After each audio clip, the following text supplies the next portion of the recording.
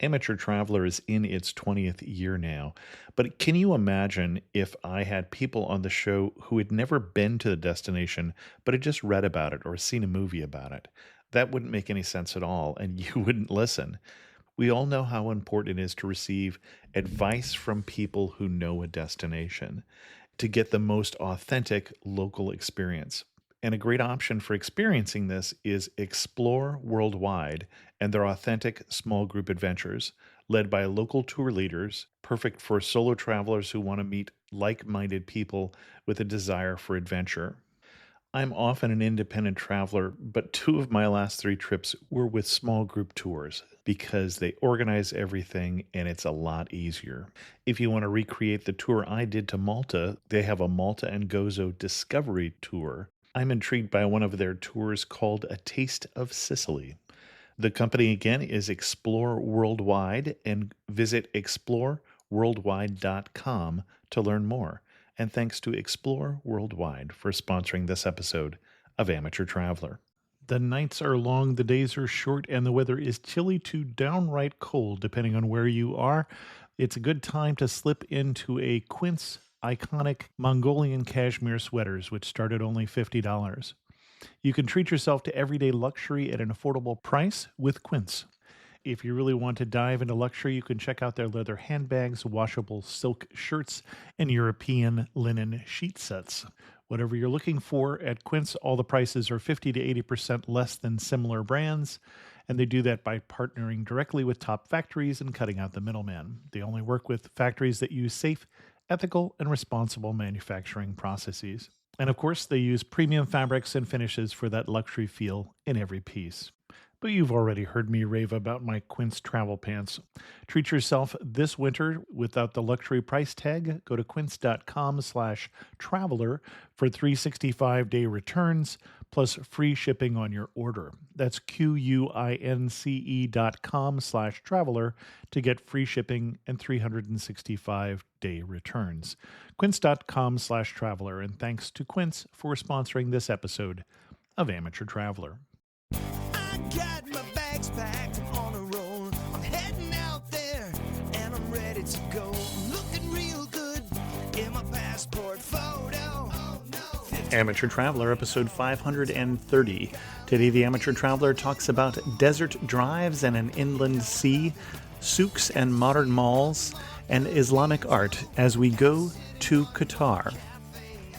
I know that I should be heading home, but maybe not today.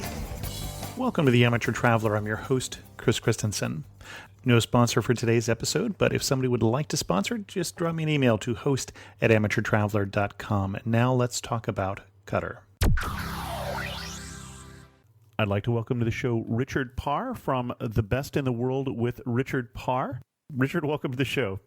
Thank you very much for having me, Chris. Really excited to be here today. We'll talk a little more about The Best in the World with Richard Parr, which is a podcast in the area of sports, or sport, depending on where you're from. Sports for me, sport for you. We'll talk more about that at the end. I should just say, though, it's very convenient that they got you as a host for that show. So, I know. It was a tough selection process, I tell you. But that is not what we have you on the show to talk about today. Where are we going in the world today? Well, we're going to a place I know really, really well. I've spent 6 years in Qatar in the Middle East, in Doha in particular, and it's a really growing city and country. And I thought I'd let people who listen to your podcast know a little bit more about it, because so many people fly through Doha Airport with Qatar Airways, but no one ever really goes through the doors to see what it has on offer. So I thought I'd let your listeners know a little bit more about it. Okay, and so we're in the Middle East. We're in one of the Gulf states. I want to pause here and talk about the pronunciation, because I've always heard it was Qatar, so that's not what you're saying. It's funny, before I went there back in 2008, I would have called it Qatar. Mm-hmm. And then when you go there, you hear other people will call it Qatar. And from my few Arabic lessons, which I did, which I'll talk a bit more about the language in a moment, but you do hear more people go Qatar. But actually, both are pretty interchangeable. No one would get offended if you said one or the other. Okay, excellent. Why should we go to Qatar? That's a kind of tough question. It's the kind of place where I wouldn't recommend you go for a long holiday. But I think if you were to go for 4 or 5 days, there's plenty on offer for you to do. Now, if you like good weather, there's certain times of the year where you could get a nice tan and relax by a pool and have a drink, but you don't want to go in the middle of summer. You don't want to do that June, July, August, because it hits 50 degrees. Ouch. And we're obviously in Celsius here, so we're well over like 110 in Fahrenheit. So, ouch.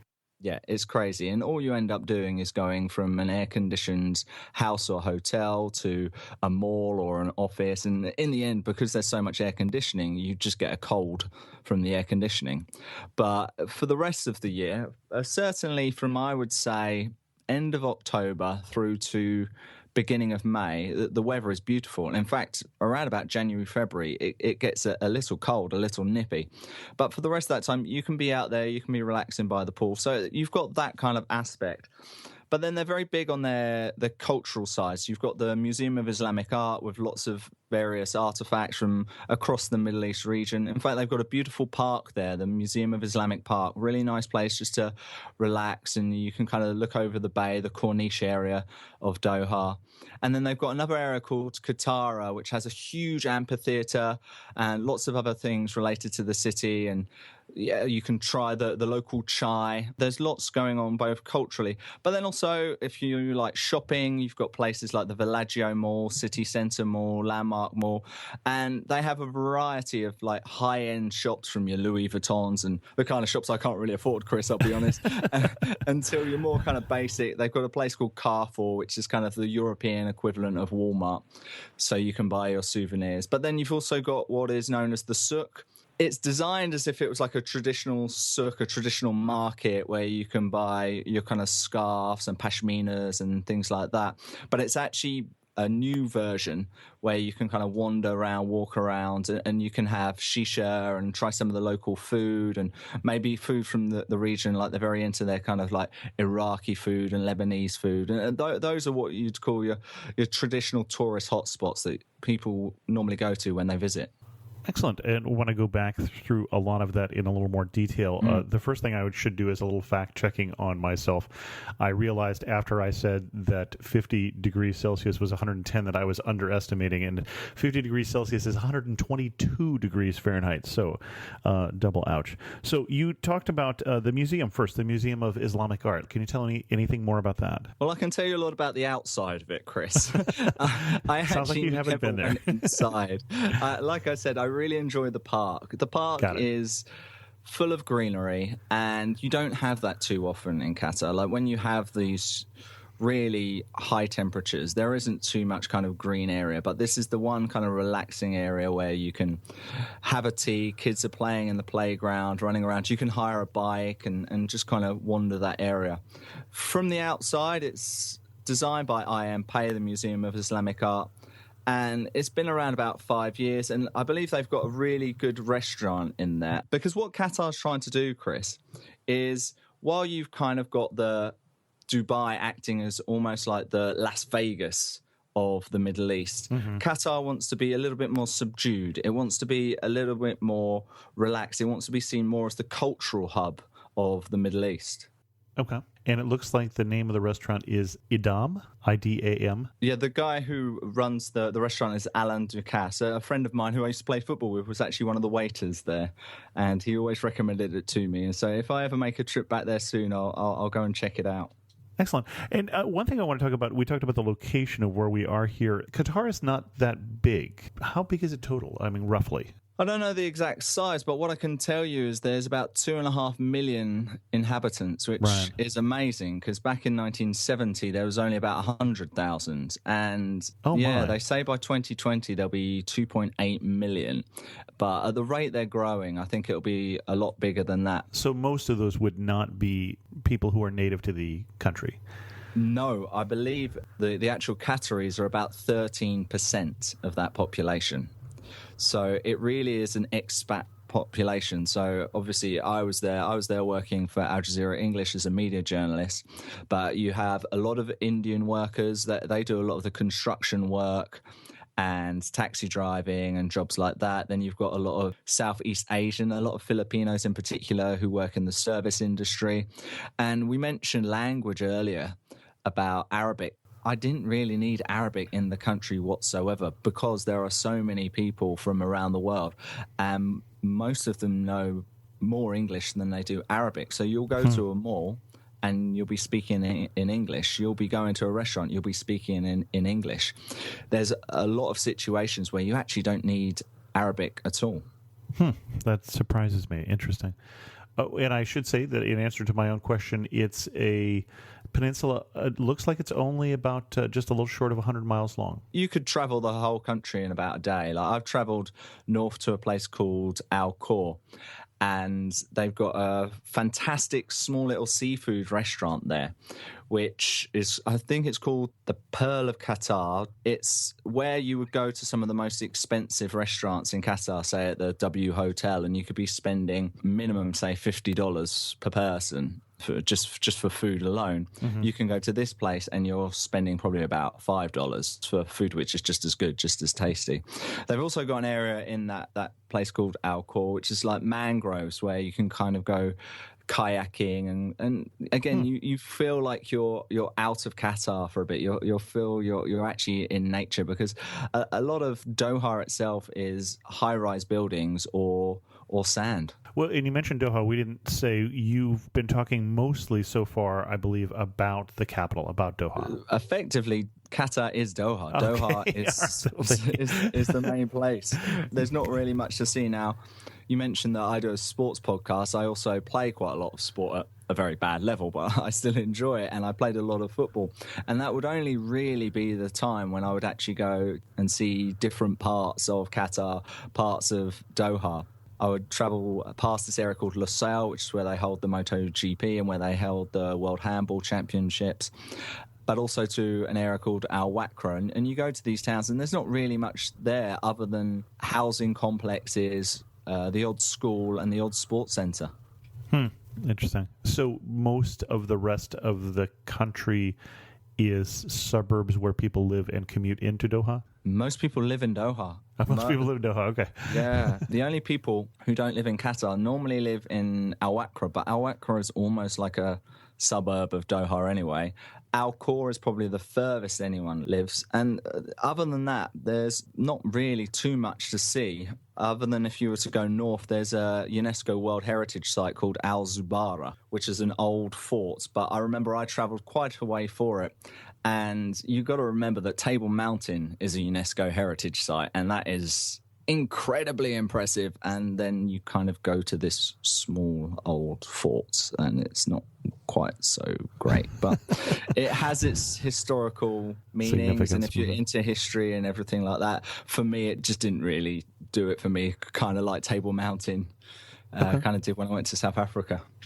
And then you started us with Corniche. So you started us on the bay here in Doha, or across from Doha. Yeah, so the Bay Area is kind of one of the focal points for a lot of the families. So the weekends in Qatar are Friday and Saturday, like they are in a lot of the Islam world. And that is the place where families of all different religions and backgrounds, they all kind of go to commune, and they'll bring some deck chairs and relax and maybe have a picnic, and kids will kind of be running around. And they don't do it so much now. In fact, I haven't really recalled of too many incidents, but a few years ago they actually had a rule that it was for families only.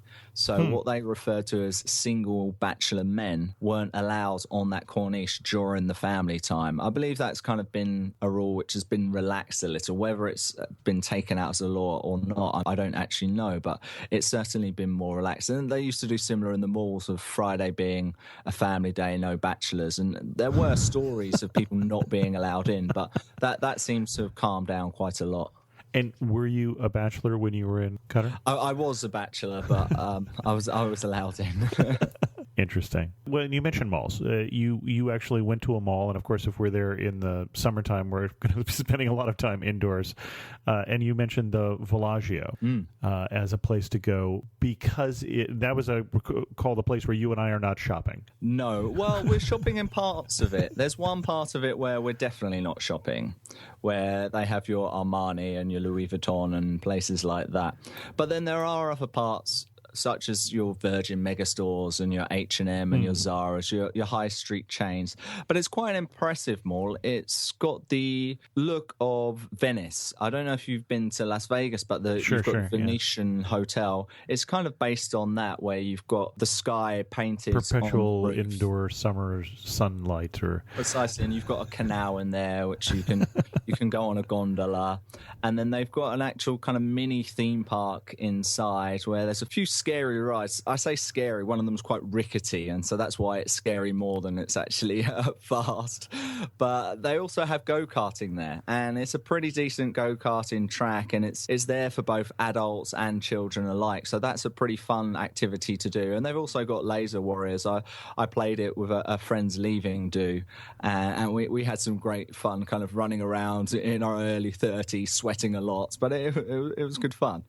Now, I'm sort of getting the impression here that if I'm going there, especially in light of how many people aren't from there, that it's a very international place. Are there differences when I'm there? Can I tell I'm not at the Mall of America in Minnesota, except that there are probably less blondes? Definitely, because you've got so many people wearing national dress. Even if they're not from Qatar, they might be from the UAE or other parts of the Middle East. So you see a lot of ladies in the burqas, which are all dressed in black, and you see a lot of the men all dressed in white.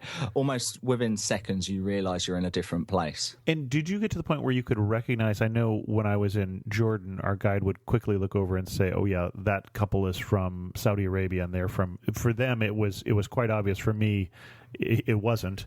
I mean, do you get to the point where you recognize who's local and who's from UAE or whatever, or is that just more subtle than I would think? You can, to a slight degree. Okay. If you were to put 5 people from the Middle East in front of me and ask me which one's from Jordan, which one's from Qatar, I wouldn't be able to do it. But certain groups you can see. Dress would be, I would think, the number one thing you'd be able to tell, if you're able to tell at all. It would be real guesswork more than anything. Okay. Is there going to be a shop in the Villaggio that it's going to surprise me that clearly is not coming from the Mall of America or some big mall here in the U.S.? No. Okay. And that's not really why you would go to Villaggio. You'd go it for that kind of, I'm in the Middle East, I kind of want a taste of America. I want to play some ice hockey or watch some ice hockey or have a McDonald's or something like that. You'd go to the souk for something more traditional. And that's where I was going to take us then next. So you say something more traditional, but it didn't get the impression that it is an old souk that has been there for hundreds and hundreds of years. You said it's more in the motif of that. It's what it sounded like when you were describing it before. Yeah, it's very much like that. But there are also what they call the kind of older areas, which, again, they're more just kind of like old shops because they're outdated and they're old, but they don't have that same kind of traditional, like you would probably get in Marrakesh or something like that, traditional feeling. But there's one area they call the Filipino souk where all the Filipinos go, and it's a lot more basic, while the actual main souk is souk waqif, they call it, or souk waqif, depending on your pronunciation. As we mentioned earlier, there's slight different pronunciations for the same thing throughout the country, but that souk waqif or souk waqif is the kind of more traditional area, and it's the most popular area. You've got all of these restaurants where everyone can kind of sit outside trying the different food and smoking shisha. Before I went to Qatar, I had not smoked shisha before. I hadn't even smoked a You mentioned cigarette. shisha. Describe for our audience what you're talking about. You'd most compare it to, say, a bong. It's kind of a... It's a water pipe. It's a water pipe, yes, where you've kind of got...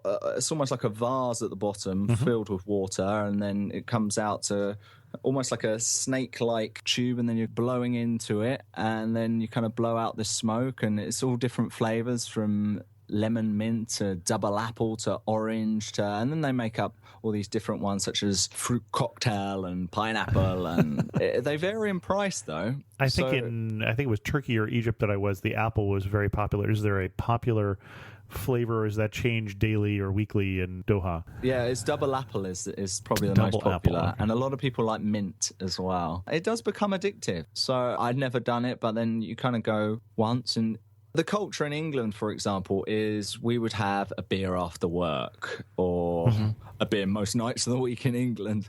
But in Qatar, you can go and have a beer. There are bars and restaurants that you can go to, but if you're near the souk, it's a nice atmosphere and it's relaxing, and it's that kind of, actually I don't fancy beer, I actually fancy going to Qatar, to Souk Waqif, and having a shisha and just relaxing. And because there's so many tourists, it becomes quite the people watching place as well, seeing all the different people kind of milling around and seeing what's going on. Well, and my impression is that if I'm in, let's say, Old Town in Cairo, and I'm at a place with shisha, it's almost all men quite often. But here, it sounds like it's more of a mix, and they even let in the bachelors? Yeah, it's definitely a mix. Everyone's kind of welcome in the souk. And yeah, it's a place where a lot of people just kind of go to relax and spend the evening. And it can be busy till like very, very late. It amazes me sometimes how the different time zones kind of work in Qatar. Some people get up to work so early at like 5, 6 in the morning. Like school starts pretty early. I think it's like 6 or 7 o'clock in Qatar. But then sometimes you'll see people out as late as midnight, 1 o'clock in the souk. And we're talking families and children as well, especially at the weekends. So I'm amazed when anyone actually gets any sleep at times. And is that all times of year, or mostly during the hot portions of the year when you'd want to be out more, when it's not 122 or 50 degrees, depending on your system? No, it's definitely more so from your October to May, Sure. But then from June, July, August, people will still go to the souk. They'll still have air conditioning. There'll still be areas inside. But yeah, you got to be pretty brave to last too long outside. Now, my impression is you lived in Qatar as an expat, which is going to be a little different than my experience as a tourist. And I'm kind of getting the impression, as you're describing it, that I could be there, and if I wanted to, I wouldn't have to connect that much with the local culture. It sounded like you probably got out because of sport and things like that, and were mixing more with the people than some of the expats that you were living there with. Am I on track or way off base? Yeah, I was lucky because I've lived abroad before. I lived in Madrid and lived in Paris. So I kind of have done the expat experience before. So I know that you've kind of got to make an effort. But it's very easy for people to kind of stay in cliques and stay in groups. Sure, yeah. Your main expat jobs, certainly for the Westerner, is you're either working in media with Al Jazeera, you're either working as a teacher, or you're working in the oil and gas industry. Sure. Yeah. And again, you can be in these housing compounds where you've got all these little houses, and it's kind of something out of the Stepford Wives or something like that, where you've kind of got a basketball court and you've got a swimming pool, and everyone knows each other and everyone knows each other's business, and you can kind of just be in those communities, and that's great. And especially if you have a family and the kids are playing with different kids, and there's many benefits like that. But it can be very easy to kind of stay in your cliques. The benefit I have is, I have that experience from being an expat abroad before, because you can get a little bit stuck too much in your clique and in your group. But like I said, by me playing football, as one of the activities that I did while I was out there, you start to meet lots of different people, and it's a really great way of meeting people who work in all different types of jobs and from all different types of backgrounds as well. And you said compound, and it just occurred to me that there are probably people who wonder why we didn't talk about safety and security. I don't get the impression that this is a place that you worried about it that much, but could you talk about that? Qatar is probably the safest country I've ever visited, and I've visited about 40 countries. My feeling is there's no crime because everyone who is there wants to keep their job. Now, because so many people are expats, they don't want to go back to their home country where they'll be earning less, because the big selling point of Qatar is it's tax-free and it's high wages and it's paid accommodation. Oh, tax-free? I did not realize. Okay. So that is the massive benefit. People don't want to ruin a good thing. So, for example, I could be in a bar and I could leave my wallet on the bar, go to the toilet, come back, and it would still be there with everything in it. No one's going to steal it. And for the locals, they get given quite a lot of things from the government. Don't quote me exactly, but there's talk about things like when a family gets married, they might be given some land or a house, or Sure. when a certain child reaches a certain age. And you don't pay any utility bills if you're a Qatari national or if you work for a government company. So Al Jazeera was financed by the government, so I didn't pay for any of my electricity or water or anything like that. Interesting. So, but the only thing which is dangerous, though, Chris, is the driving, is the traffic. Which is honestly the truth in most countries. The things that people don't realize, they're afraid of terrorism, and it's really the driving that's going to kill them. So, oh, no, yeah. Don't worry about terrorism. Worry about the roads. What I did find, though, is it was always safer when I was driving. okay. Now, I was there in 2008 to 2009, and then I returned in 2011 for the last 5 years until 2016, earlier in April. And in that first time, I didn't have a car. I just got a taxi everywhere.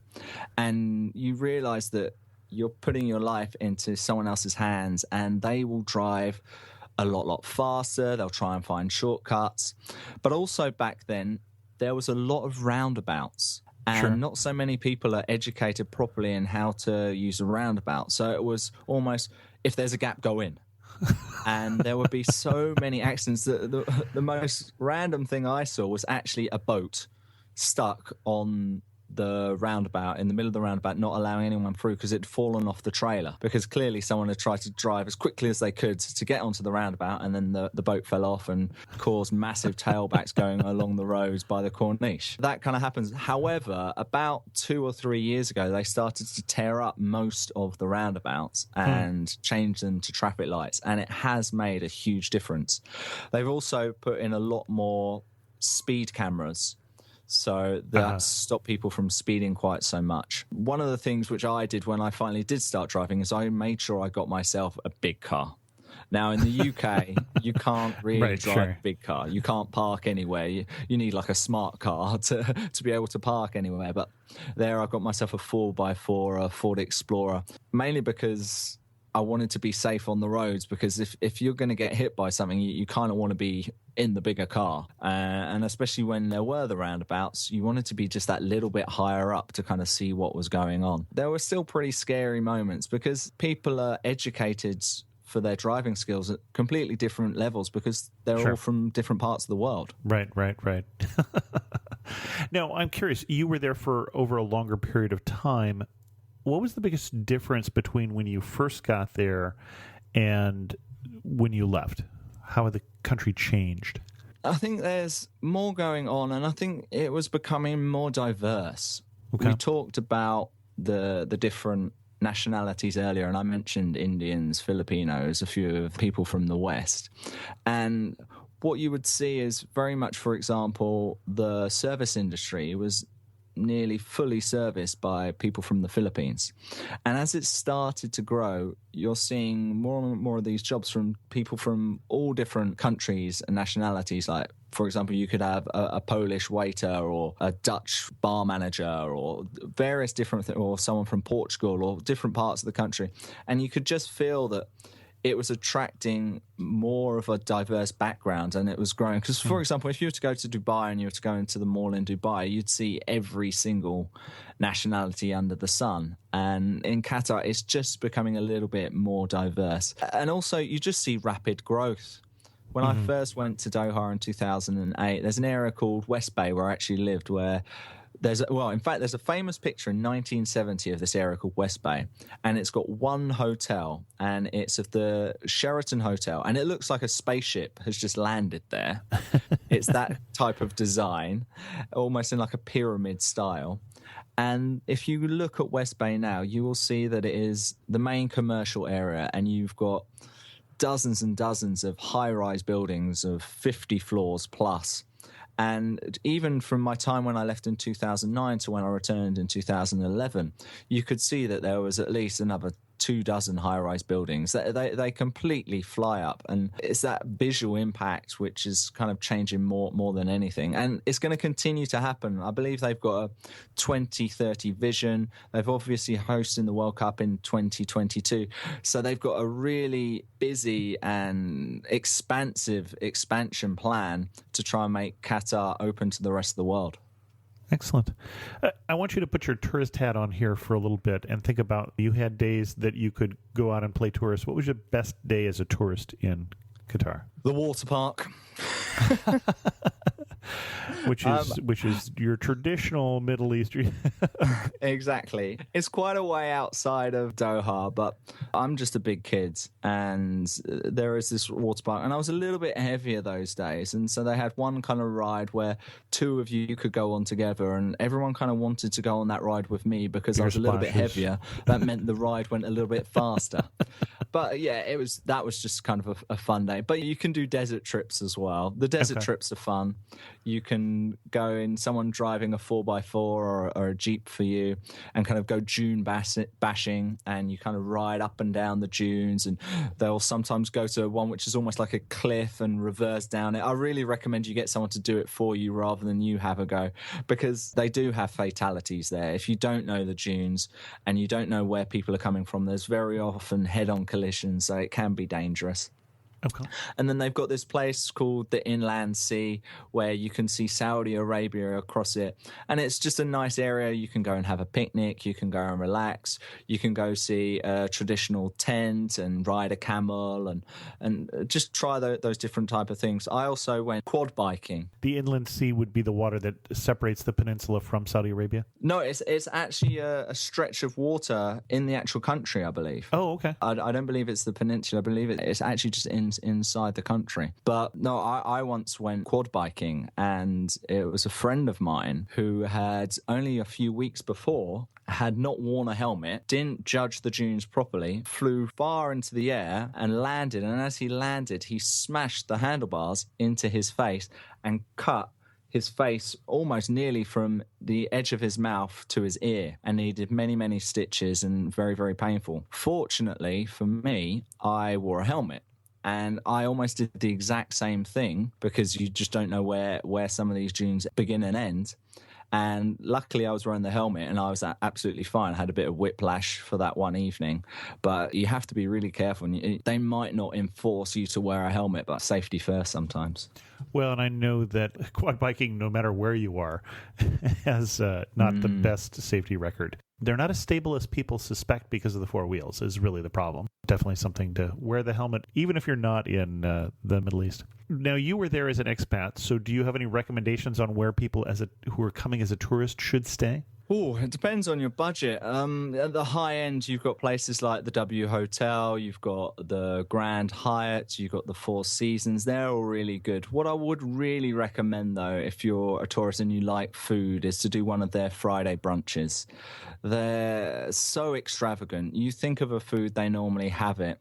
And it's all with free alcohol if you like to drink. If you don't like to drink, you can get as many different kind of soft drinks. You probably won't eat for 2 days afterwards, but what also makes it great is the service is superb. It's on point. And for example, they'll give you champagne and you'll look one side and then your glass will be full without you even realizing. And that's not something you can do every week. It's certainly not something I would do every week. You can't really afford it. But if you're a tourist, whenever I would have friends or family come to visit, we'd try and go and do something, because it's a really kind of fun way to do. And again, yes, it's quite expat central. You do meet a lot of kind of Westerners, but it's a nice, fun way to spend kind of a Friday afternoon. But then, as you were asking about the hotels, most of them will have very nice restaurants, very nice bars, and just nice kind of pool areas and fitness centers if you're into your swimming, and some beaches.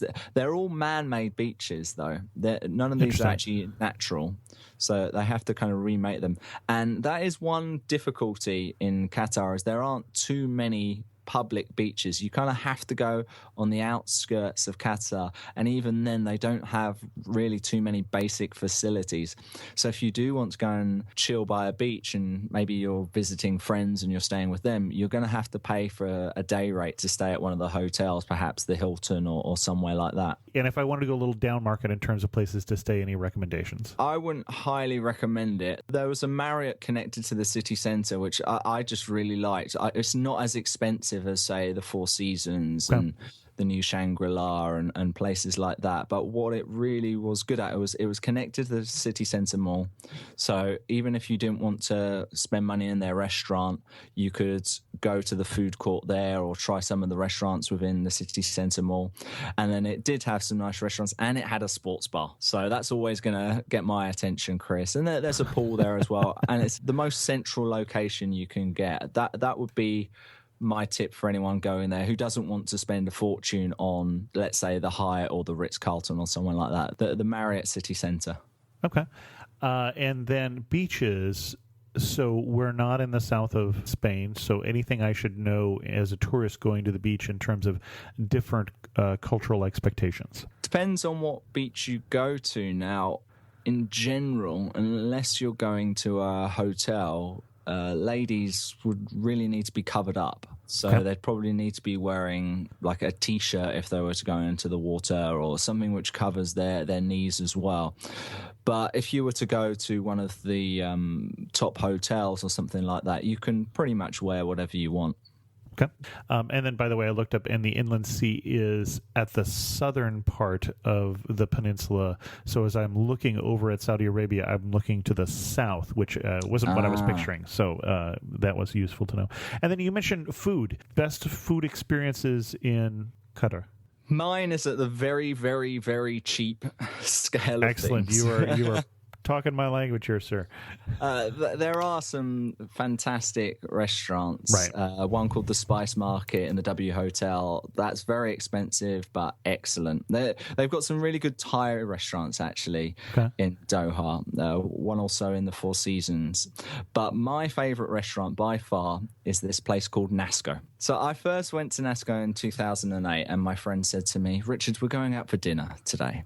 And so I put on a nice shirt, put on some jeans, put on some nice shoes, and thought I was going to this fancy restaurant in one of these expensive hotels. And we're walking down the street, and we go into this small kind of like, almost like a shack. It looked like it was just a place which sold fruit juices. And we sit down, and I'm wondering why we're sat here. And most of the people there are in construction outfits or are taxi drivers. And I thought, okay, we're just stopping for a juice before we go to one of these nice hotels. Then I said, so we're just getting an orange juice. And my friend says to me, no, this is where we're eating today. And I went, no, you're joking. We're not eating here. We're going to like a nice restaurant where I can have a beer or a red wine with my meal, right? No, we're eating here, Richard. Okay. He said, trust me, the food's really good. Just trust me. So he ordered me a half chicken spicy, and it was absolutely delicious. It was so tasty, just straight off the grill from the front, from the guy who is literally sweating. His sweat might be part of the special sauce for all I know, but it was unbelievable. And then the bill came, and I'd ordered this chicken spicy with this never-ending bread, with salad, with tomatoes, with a Coke. Really, really full. And the bill came, and my whole meal cost me, in dollars, probably about $3. And it was incredible. So I then found out I lived very near to it, and I would go once a week for that year that I lived in that area. And then when I didn't live in that area, I'd go at least once a month. And the same thing would happen with everyone I would take there. They would enter this place and say, Richard, what are we doing here? I don't want to be here. And then I'd say, trust me, you're going to enjoy it. And they'd have the food, and they'd absolutely love it. And I've got one friend, he's a sports broadcaster for Al Jazeera called Robin Adams, one of the nicest people I know. And he even took the South African ambassador there, who absolutely loved it too. And in fact, I had one friend over, and we had quite a fun weekend. On the Friday, I took him to the brunches I was telling you about on the Friday night. Again, these brunches can be up to about $200 or something ridiculous Right, like right. that. Then on the Saturday, I took him for lunch at the Four Seasons because we've been given a guest pass there. And then on the Sunday, I took him to NASCO. And he said to me, Richard, I love the brunch on Friday. It was fantastic. I loved lunch at the Four Seasons. It was great. But why have you waited 3 days to take me to NASCO? Funny. And he absolutely loved it. So NASCO is my number one choice for anyone who goes to Qatar. It's not that easy to find. I think it's Al Muthaf Street. It's near the Museum of Islamic Art. And actually, if you were to Google search NASCO and click video, the one and only video will find me on the Doha Corniche making like a joke video about NASCO. So a friend of mine wanted to practice his camera skills. And so we went down to the Corniche and we were practicing some filming. And then I just kind of got a little bit bored of it and thought I'd just play around. And due to my love of NASCO, I was like, why don't I make a little video about NASCO? And then all of a sudden, my friend decided to post it online. And as new people kind of come to Qatar and I tell them about NASCO, they go and Google search it and they find me making a silly kind of advert. So I'm the unofficial advert of NASCO as well. Excellent. Well, I want to start wrapping this up. A couple questions for you. Best day of the year to be in Qatar? I'll tell you what is the best day of the year for a lot of people, but not necessarily me, and that's Qatar National Day. Okay. It's the 18th of December. It's going to be the day that they have the World Cup final in 2022. Oh, interesting. Interestingly, it's also my birthday that day, the 18th of December. Same as Brad Pitt, obviously, Chris. Oh, well, of course. And 4 days after mine, just for the record, for those of you keeping score at home. Sagittarius as well? Apparently so. The way they celebrate is they'll have parades and they'll have fireworks, and it's all done on the Corniche, and so that stops. But the way a lot of people in Qatar like to celebrate is to go in their cars and hoot their horns and wave their flags, and it causes absolute gridlock. And you can't go anywhere from A to B. And one year in particular, I nearly got in a car crash because people are trying to get to places as quick as they can, even though there's gridlock. It can be quite dangerous as well. And everyone's there having fun. But if you have any dinner reservations or any plans to get from anywhere, then that's not a good time. But to be fair, it is a day of pride for Qatar and it is their national day. And in many respects, it is a really good day of the year. Just don't try and do anything other than going to see the parade. And I'd recommend walking there. Okay. What's going to surprise me when I go to Qatar? When you meet Qataris, they're very, very friendly people. It's that kind of thing where you may have noticed in a lot of this conversation that I've been talking about expat life and talking about the times I spent with expats. But I did have some Qatari friends and they're very generous. They're very kind. They do keep a lot of their things to themselves and keep a lot very often to their families. But in general, they're very hospitable. They'll always offer you gifts. They'll always offer you food. They'll always make sure you're fed and watered. And really make the most of it if you do get to meet a Qatari and spend some time with them. Now, the only question I have for you, Richard, is why, after you've been to 40 countries, are you surprised when the locals are friendly? But maybe not as generous as they are. Got it. All right. I know they have a lot of money, but they're very generous as well. Excellent. All right. You're standing in the prettiest spot in the whole country. Where are you standing and what are you looking at? Museum of Islamic Art, looking over the port and looking over at West Bay. Excellent. One thing that makes you laugh and say only in Qatar. Spelling mistakes Uh-oh, on signs everywhere. So these are things assuming to be in English, you're saying?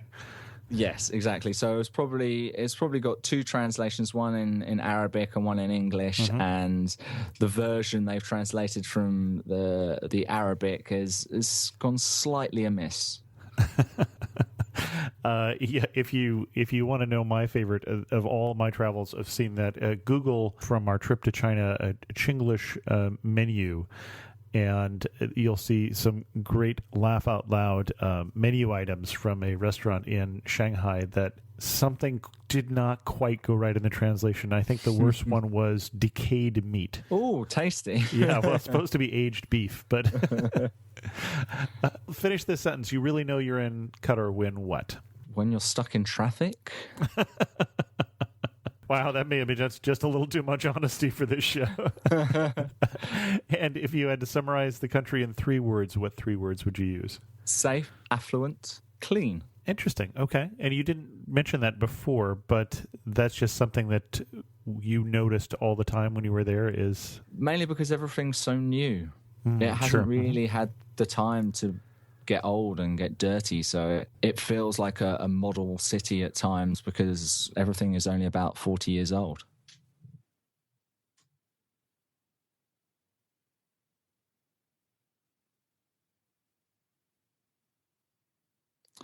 So I interview Olympic and world champions and world number ones and former world record holders to find out what they do differently from other athletes Our and guest sports again has stars been and us Richard everyday Parr folk. from And we delve The into Best in things the such World with as Richard Parr. nutrition Tell us a little and more about your routines podcast, and Richard. training schedules and what they might have for breakfast, or whether they have any visualization techniques or anything to do with meditation. And we talk about their different incredible stories of how they became the very best and the moment when they reached that pinnacle. And we also have guests on who were once fantastic sports stars and are now in a different walk of life. For example, we had a baroness from the House of Lords, and we had a marketing executive from Moët Chandon, and we had someone who's now working on climate change for Protect Our Winters. And we try to find out what they used from their sporting lives in their current roles and what makes them the very best at what they do. And hopefully it can help us in our athletic endeavors or in our everyday lives. Excellent. And what is the URL if people want to check it out? Best place to go is on iTunes. So you can get straight to the iTunes page on richardparr.net/iTunes. Same with on Stitcher if you use an Android phone. So it's richardparr.net/Stitcher. And just richardparr.net has more information about me, and it's got all of the archive of all the podcasts. Excellent. Well, Richard, thanks so much for coming on The Amateur Traveler and sharing with us your love for either Qatar or Qatar. Thank you so much for having me, Chris. Thanks. In news of the community, I love the post that I got on Facebook this week from Scott. Scott sent me a picture of he and his significant other having a pint with Amber from AmericanTourGuideInLondon.com. And that is significant to this show because Amber was a guest on this show twice, doing a 2-part episode a while back about London. But it's fun that people are still listening to the older episodes, and in this case, still connected with Amber and did a private tour of London. Thanks to all of you who did a recent iTunes review. I had a chance to read them all recently from all over the place, and they're generally good, and there's a mixed bag. We had Last Day Prepper who said, "Wow, glad I found you. I have enjoyed 10 podcasts and desire to start at your first episode. I love the 4 questions and the informal format. Thank you, Chris." Not sure I would recommend starting with the first episode because you get this other review that is probably reviewing an older episode. I would like to like this podcast, but Chris, you breathe so heavily and so close to the mic that it drowns out your guest. Seriously, mute your mic or lean back so we can hear something besides your labored breathing. That is true. I think it's also old, but unfortunately, people rate whatever episode they happen to listen to. Somebody didn't like the Fort Worth episode. Apparently, we missed some things there, but someone else really enjoyed the episode that we did on Xinjiang, China. Knew very little about the area, but definitely on my list now. I feel the same way. Again, thanks to all of you who took the time to review the show, especially those of you who did not give me a 1-star review for listening to an old episode. With that, we're going to end this episode of The Amateur Traveler. The transcript of this episode is again sponsored by J-Way Travel, experts in Eastern European travel. You can reach me on Facebook the way Scott did by going to facebook.com/amateurtraveler. And as always, thanks so much for listening.